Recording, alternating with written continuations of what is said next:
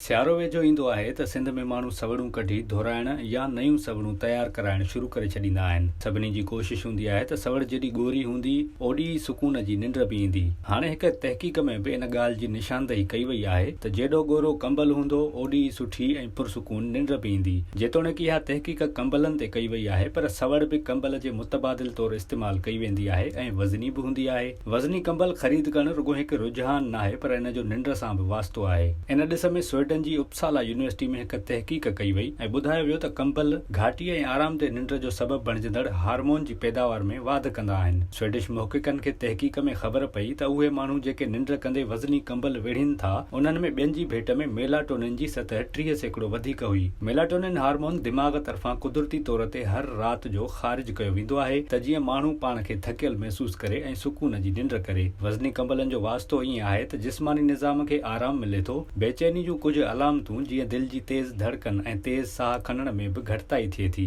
छो त जॾहिं अव्हां दॿाअ में हूंदा आहियो त दिलि तेज़ी सां धड़कंदी आहे ऐं मेलाटोनिन जी पैदावार रुकिजी वेंदी आहे। स्वीडन जी उपसाला यूनिवर्सिटी जे मुहक़िक़नि 26 माण्हुनि जो 2 रातियुनि ताईं मुआइनो कयो। हिक राति में शरीक थियलनि वज़नी कंबल वेढ़ियो ऐं ॿी राति में मामूल जी चादर इस्तेमालु कई। तहक़ीक़ में इस्तेमालु कयल कंबलनि जे वज़न जी भेट माण्हुनि जे वज़न सां कई वई। कंबलनि जो वज़न माण्हुनि जे वज़न जो 12% हो, जॾहिं त मामूली चादर जो वज़न 2% हो। तहक़ीक़ में शरीक माण्हू राति जो 10 वॻे सुम्ही पिया ऐं आख़िरी नतीजे में ख़बर पई त वज़नी कंबल वेढ़े निंड करण वारनि में मेलाटोनिन जी पैदावार 32% वधीक हुई। विज़िट कयो अवामी आवाज़ मीडिया ग्रुप जी वेबसाइट awamiawaz.pk।